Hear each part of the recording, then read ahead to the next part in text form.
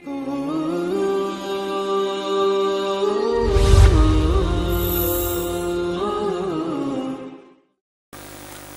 দাঁড়িয়ে আপনার দৃষ্টি কোথায় থাকবে এটা জানেন না।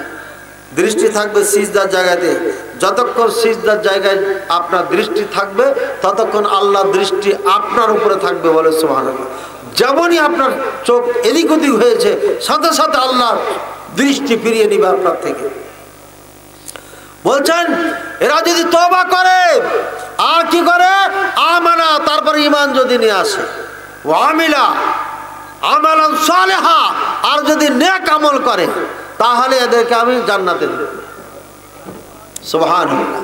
সুতরাং নামাজ যেভাবে পড়েছেন চেঞ্জ করেন, এবার সুন্দর করে সালাত পড়েন। আর আরেকটা হাদিস বলি, যুকিরা ইন্দান নবী সাল্লাল্লাহু আলাইহি ওয়াসাল্লাম আস-সালাহ, আল্লাহ রাসূল সাল্লাল্লাহু আলাইহি ওয়াসাল্লামের নিকটে সালাতের আলোচনা চলছিল।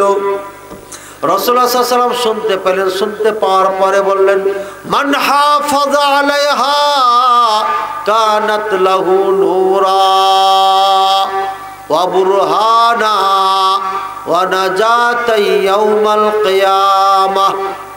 এই আমার সাহাবীরা শুনে নাও, যে ব্যক্তি নামাজের হেফাজত করবে, মান হাফাযা আলাইহা, নামাজের হেফাজত করবে। নামাজ পড়ার কথা বলে নাই, হেফাজত করার কথা বলেছে। অর্থাৎ যেভাবে নামাজ পড়া দরকার সেভাবেই নামাজ পড়বে। রুকু ঠিক মতো করবে, সিজদা ঠিক মতো করবে, কিরাত ঠিক মতো পড়বে, তাসবিহগুলো, রুকুর তাসবিহ, সিজদার তাসবিহ, রুকু সিজদার মাঝের তাসবিহ সবগুলোকে একদম যেভাবে পড়া দরকার ঠিক মাখরাজের সাথে, মদের সাথে পড়বে, নিয়ম নীতিভাবে মেনে চলবে, পড়বে। যদি এভাবে সালাতকে হেফাজত করে, কানাত লাহু নূরা, তাহলে এই সালাত কিয়ামতের দিন নূর হয়ে যাবে। এই সালাত কিয়ামতের দিন নূর হয়ে যাবে। কিয়ামতের দিন নূর থাকবে না, আলো থাকবে না, এই নামাজ আলোর কাজ করবে, বলে সুবহানাল্লাহ। আর একটা আলো কাজ করবে, ওই আলোর দরকার আছে না নাই? কিয়ামতের দিন পুলসরাত, পুলসরাত হবে এই জাহান্নামের ওপর। মনে করেন যে ওইখানে বাঁধা হবে তার একটা সুতা, ওইখান থেকে টেনে এখানে বাঁধা হয়েছে সুতা। এই সুতার ওপর দিয়ে কে যেতে পারবেন বলেন? চুলের মতো চিকন, নিচে আগুন, নিচে আগুন। ওখান থেকে নিয়ে বেশি দূর না, ওখান থেকে নিয়ে এই পর্যন্ত, এই প্যান্ডেলের এই পাশ থেকে ও পাশ একটা সুতা বেঁধে দেওয়া হয়েছে। যে জাল ফেলেন না, মাছ মারেন না, এই সুতাগুলো একটা টেনে দেওয়া হয়েছে। সুতার ওপর দিয়ে আপনাকে যেতে হবে। পারবেন কে কে? শুধু গাইবান্ধা না, বাংলাদেশ নয়, গোটা পৃথিবী নয়, এমন হাজার পৃথিবী পার হতে হবে আপনাকে এই সুতার ওপর দিয়ে। পুলসরাত, পুলসরাত নাম শুনেছেন? এই পুলসরাতটা কেমন জানেন? আহাদ্দু মিনাস সাইফ, তলোয়ারের থেকে ধারালো। আদাক্কু মিনাস শা'রা, চুলের থেকে সূক্ষ্ম। আদাক মানে সূক্ষ্ম, চুলের থেকেও চিকন, তলোয়ারের ধারের থেকে ধারালো। আসাদ্দু যুলমাতান, অত্যন্ত অন্ধকার হবে। এমনি তো চুলের মতো, চুলের থেকে সূক্ষ্ম, তলোয়ারের মতো ধারালো, আবার অন্ধকার হবে। আবার মাথায় সমস্ত গুনাহগুলো, পাপগুলোকে চাপিয়ে দেওয়া হবে বোধ। এই তিনটা অবস্থা খুব খারাপ হবে। সাথে আর একটা আছে চেকপোস্ট, ওখানে কাঁটা বিছানো আছে, কাঁটার উপর দিয়ে পার হতে হবে।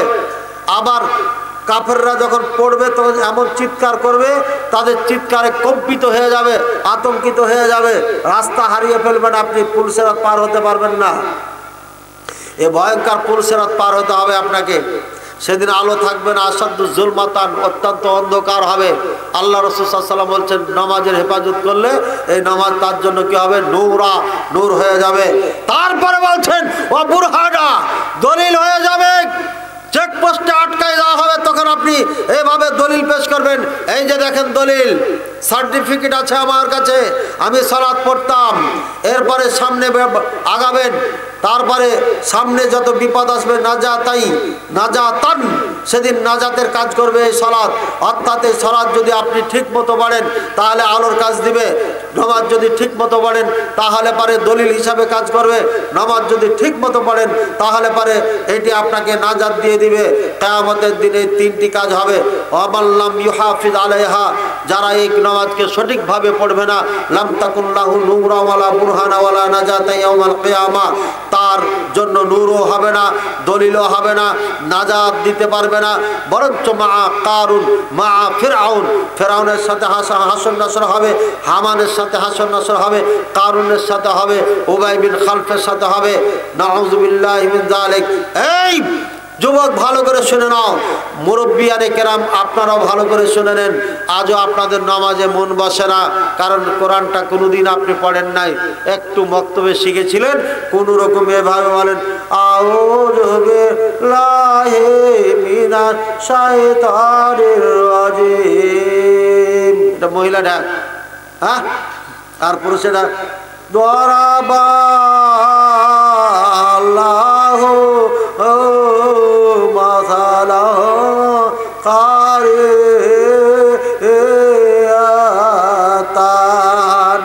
কোরআনের ঠ্যাং ঠুং ভাইয়া একদম অবস্থা খারাপ করে দিলেন। আপনি বলছেন আমার ছেলে কোরআন পড়তে পারে, স্কুল কলেজে পড়লে কি হবে হুজুর, নামাজ পড়ে। আরে আপনার ছেলে কোরআন পড়তে পারে ঠিকই, কিন্তু ঠ্যাং ভাইয়া ভাইয়া পড়ে।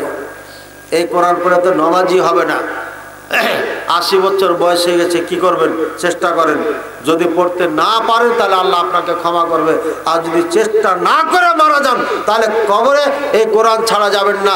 তাহলে আর একটা হাদিস বলে দিই আপনাদেরকে, রাসূলুল্লাহ সাল্লাল্লাহু আলাইহি ওয়াসাল্লাম বলেন কবরে 3টি প্রশ্ন করা হবে। মান রব্বুকুমা দীনুকুমা নাবিয়্যুক, তোমার রব ছিল কে, দিন ছিল কি, নবী ছিল কে। 3টি প্রশ্ন উত্তর যখন আপনি দিবেন তখন আপনাকে 4র্থ প্রশ্ন করা হবে। অমায়ুদ্রিক, সহিহ মুসলিমের একদম ভূমিকাতে আছে, প্রথমেই আছে, বলে অমায়ুদ্রিক অমা আমালুকা, অন্য বর্ণনায় আছে কে তোমাকে শিখালো এটা? এত সুন্দর অ্যানসার, উত্তর কিভাবে তুমি দিতে পারলে? তখন সে উত্তর দিচ্ছে, দেখেন এই মুনকির নাকিরকে উত্তর দিচ্ছে, শুনেন ভালো করে। বলবে কারাতু কিতাবাল্লাহ, আমি এই কোরআন পড়েছিলাম। আমি কি পড়েছিলাম? কোরআন পড়েছিলাম। তারপরে ওয়ামান্তু বিহি, এই কোরআনে যা আছে তা বিশ্বাস করেছিলাম, মেনে নিয়েছিলাম। ওয়াসাদদাকতু, অন্য বর্ণনা আছে আমিলতু, এই কোরআনে যা ছিল তা আমল করেছিলাম। বোঝা গেল কি? কোরআন নিজে পড়তে হবে, নিজে জানতে হবে, নিজে জেনে বুঝে কোরআন পড়তে হবে, তারপরে ঈমান আনলে আপনার ঈমান সঠিক হবে। আপনি কোরআনে কি আছে জানেন না, বললেন ঈমান এনেছি, মেনে নিয়েছি, কি মানলেন আপনি? আপনি তো জানেন না কি আছে এখানে, তো মেনেছেন কি? আপনি কিচ্ছুই মানেন নাই। আপনার ঈমান আনাটা একদম পাগলামি। আপনি বলছেন আমি বিশ্বাস করে নিয়েছি, এটা মেনে নিয়েছি, আমি স্বীকৃতি দিচ্ছি। কিসের স্বীকৃতি দিলেন? আপনি তো জানেন না এর ভিতরে কি আছে। কি বলবেন আপনি? ইন্নী সামি'তু মুহাদারাত শাইখ ফুলান, আমি উমুক শাইখের বক্তব্য শুনেছিলাম, তাই আমি উত্তর দিয়ে দিলাম। এ কথা বলবেন আপনি? জি না। আপনি বলবেন কারাতু কিতাবাল্লাহ, এই ফেরেশতারা আমি কোরআন পড়েছিলাম, ওয়া আমানতু বিহি, ঈমান এনেছিলাম, ওয়া আমিলতু মা ফি, এর মধ্যে যা ছিল তা আমল করেছিলাম আমি। এইভাবে 3টি উত্তর, যখন প্রশ্নের উত্তর দিতে পারবেন, 3টি যখন কথা বলতে পারবেন, তখন বোঝা যাচ্ছে আগের 3টি পারবেন, আগের 3টি পারবেন না যদি এই 3টি আপনার ঠিক না থাকে। বুঝেছেন? এবার কবরের প্রশ্ন এই জন্য আল্লাহ আউট করে দিয়েছেন, এটা ঠিক করে যেতে হবে, না হলে কবরে উত্তর দেওয়া যাবে না। এবার একটা হাদিস শুনে নেন, বাইনার রজুলি ওয়া শিরকি ওয়াল কুফরি তারকুস সালাহ। একজন মুসলিম আর কাফেরের মাঝে পার্থক্য হচ্ছে নামাজ। নামাজ যারা পড়ে তারা মুসলিম, যারা নামাজ পড়ে না তারা কাফের। হাদিসটি সহিহ মুসলিমে আছে, আল আহাদুল্লাযী বাইনানা ওয়া বাইনাহুম তারকুস সালাহ, আমাদের মাঝে কাফেরদের মাঝে অঙ্গীকার হচ্ছে নামাজ। নামাজ যারা ছেড়ে দেয় তারা কাফের। মান তারাকা সালাতান মাকতুবাতান মুতাআম্মিদান ফাকাদ কাফারা, যে ব্যক্তি ইচ্ছাকৃত ফরজ সালাতকে ছেড়ে দেয় কাফের হয়ে যায়। আব্দুল্লাহ ইবনে শাকিক রাদিয়াল্লাহু তাআলা আনহু বলছেন, আন্না সাহাবা মুহাম্মাদিন সাল্লাল্লাহু আলাইহি ওয়াসাল্লাম লা ইয়ারাউনা কাফিরান ইল্লা তারিকাস সালাহ। আল্লাহ রাসূল সাল্লাল্লাহু আলাইহি ওয়াসাল্লামের যত সাহাবী ছিলেন তারা নামাজ ত্যাগকারীকে কাফের মনে করতেন। সুতরাং সমস্ত সাহাবায়ে কেরামের ফতোয়া হচ্ছে যারা সালাত পড়ে না তারা কাফের। ওদিকে কোরআন বলছে যারা সালাত পড়ে না কাফের, এদিকে রাসূলুল্লাহ সাল্লাল্লাহু আলাইহি ওয়াসাল্লাম বললেন যারা সালাত পড়ে না তারা কাফের। সমস্ত সাহাবায়ে কেরাম এদিকে বলছে যারা সালাত পড়ে না নামাজ পড়ে না তারা কাফের। এবার ওমর রাদিয়াল্লাহু তাআলা মৃত্যুর আগে আগে বলছেন ও লা হাদ্দা ফিল ইসলাম মান লা সালাত লাহু। উনি বর্ষার আঘাত প্রাপ্ত হয়েছেন, ফজর সালাতে দাঁড়ানো অবস্থায় বেহুশ হয়ে গেছেন, সালাত কমপ্লিট করতে পারেন নাই, হুঁশ ফিরে এসেছেন। হুঁশ ফিরে আসার সাথে সাথে বলছে উজুর পানি দাও। তখন বলছে আপনি উজুর পানি কি করবেন? উত্তর দিচ্ছেন ও লা মাল্লা লা হাযা ফিল ইসলাম মাল্লা সালাত লাহু। এ আমার সাথীরা সঙ্গীরা জেনে রাখো, যে ব্যক্তি নামাজ পড়ে না সে ব্যক্তির ইসলামে কোনো অংশীদারিত্ব নাই। অর্থাৎ যে ব্যক্তি নামাজ পড়ে না সে ব্যক্তি মুসলমান থাকে না। আজকে যুবক ভালো করে শুনে যাও, তুমি যত বাহাদুর হও না কেন, তুমি যত রূপমান হও না কেন, তুমি যত সুন্দর হও না কেন, তোমার যত ধন দৌলত থাক না কেন, তোমার যত যোগ্যতা থাক না কেন, তুমি যদি সালাত না পড়ো তাহলে তুমি মুসলিম নয়, কাফের কাফের কাফের।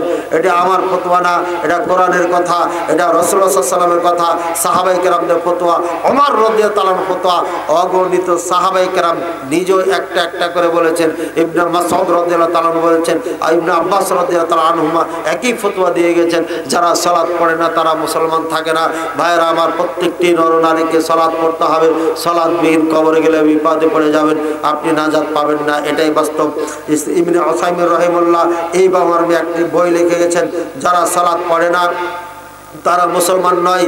সুতরাং এদেরকে যদি বাবা মারা যায় উত্তরসূরি হিসাবে জমি জায়দাতের কোনো অংশীদারিত্ব থাকবে না, বা এদেরকে কোনো অংশ দেওয়া যাবে না, এদেরকে গোসল দেওয়া যাবে না, এদেরকে কাফন পরানো যাবে না, মুসলমানদের কবরস্থানে কবরও দেওয়া যাবে না।